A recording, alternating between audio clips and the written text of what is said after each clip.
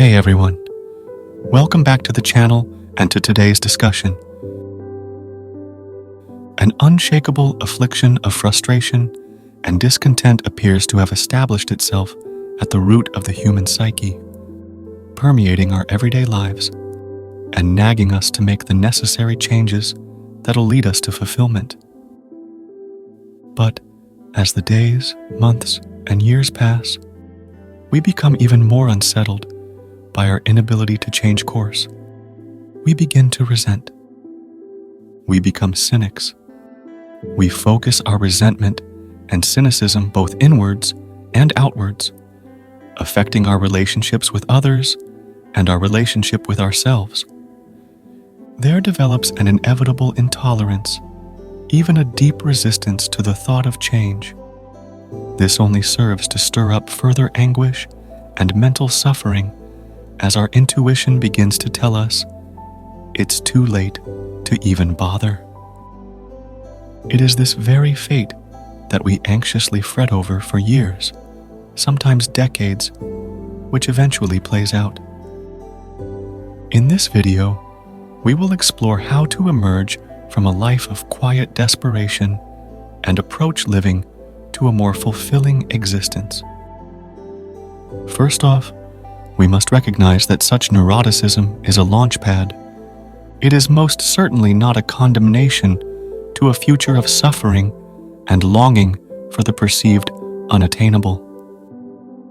We cannot change anything unless we accept it, writes Carl Jung. Jung believed that such neurotic symptoms are signals indicating the need for change. How often we feel regret, guilt, anxiety, or depression is in fact a measure of the urgency for change. In simple terms, they serve as a call to action. So, how do we answer the call? What adjustments to our approach are required to move toward contentment? In The Way of Individuation, Yolanda Jacoby explained that these sufferings might compel a person to come to terms with their true self and the world, gaining a better understanding of their limits and possibilities. Jung saw these neurotic states not only as burdens, but as potential catalysts for personal development. However, when troubled by these negative emotions, most people take the easy road. Instead of changing their behaviors, they try to dull their feelings or flee from them through drugs, alcohol, porn, video games, and various other mindless distractions. In the long run, this only deepens the problem. Jung warned that choosing the safe road leads to stagnation, a metaphorical death where nothing significant happens. After accepting that change is needed, the question becomes, what type of change is most conducive to a fulfilling life? In the mid-20th century, psychologist Abraham Maslow sought to answer this by studying those who excelled in life. He discovered that the healthiest and most flourishing people are motivated by self-actualization, which he defined as the ongoing realization of one's potentials and talents. Maslow was convinced of the importance of self-actualization, stating, "If you plan on being anything less than you're capable of being, you will probably be unhappy all the days of your life." But after years of stagnation, how can we become self-actualizers? A quote often attributed to Ralph Waldo Emerson provides some direction. Sow a thought and you reap an action.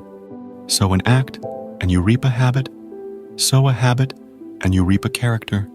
Sow a character and you reap a destiny. For those striving to live more fulfilling lives, the first step is the thought, the selection of an aim or purpose. As Maslow pointed out, self-actualizers are defined by a life mission. People often think they need to determine their true passion to find their life's purpose. This approach overlooks that passions often follow the development of skills. If you're uncertain of your passions, it's better to pick something challenging that sparks your curiosity rather than waiting for the perfect choice. The sowing of the thought or the selection of a goal will only be of positive consequence if we reap the actions and build the better habits to pursue our aims. Having a goal to shoot toward is important not so much for the external rewards, but for the transformation it brings. Pursuing a challenging goal requires us to leave our comfort zone, develop new skills, cultivate self-discipline, and discover our potential. Many struggle with moving from thought to action, blaming their inaction on anxiety, depression, or lack of confidence. They believe they must first rid themselves of these negative emotions before taking action. However, this mindset is akin to putting the cart before the horse. It is, in fact, these emotional conditions are birthed from the avoidance of challenges and the seeking of comfort, as opposed to squaring off with the hardships of challenging stimuli. It can often be the case that when we consider adversity, we first assume how we will feel about the situation. We consider our fears and the possible negative outcomes that may arise. It can often deter us from drawing out our plan of action. Our first approach should be to focus on what should be done, and then attempt to hit our targets in spite of how we may feel. Morita therapy, a Japanese school of psychotherapeutic thought, emphasizes the importance of purposeful action. David Reynolds, a practitioner of this school, advises focusing on what needs to be done rather than on feelings. He suggests that when we engage in constructive activities, our troublesome feelings diminish and remain in perspective. The ability to act despite our feelings is a key characteristic of self-actualizers. As Thomas Huxley wrote, "Perhaps the most valuable result of all education is the ability to make yourself do the thing you have to do when it ought to be done, whether you like it or not."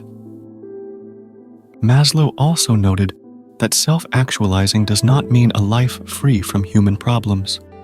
Conflict, anxiety, frustration, sadness, hurt, and guilt can all be found in healthy individuals. The question is, do you have the courage to act despite these feelings? Reflecting on the imminence of death can help gain this courage.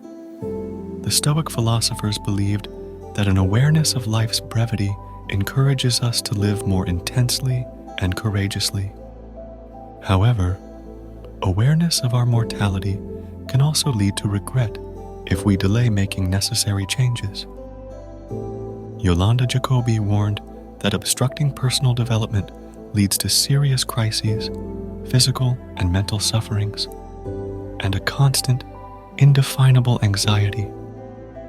This guilt does not come from a bad deed, but from knowing we need change and doing nothing about it. So to wrap it up, escaping a life of discontent and frustration requires acknowledging the need for change, setting a purposeful goal, and taking consistent, courageous action, even in the face of negative emotions.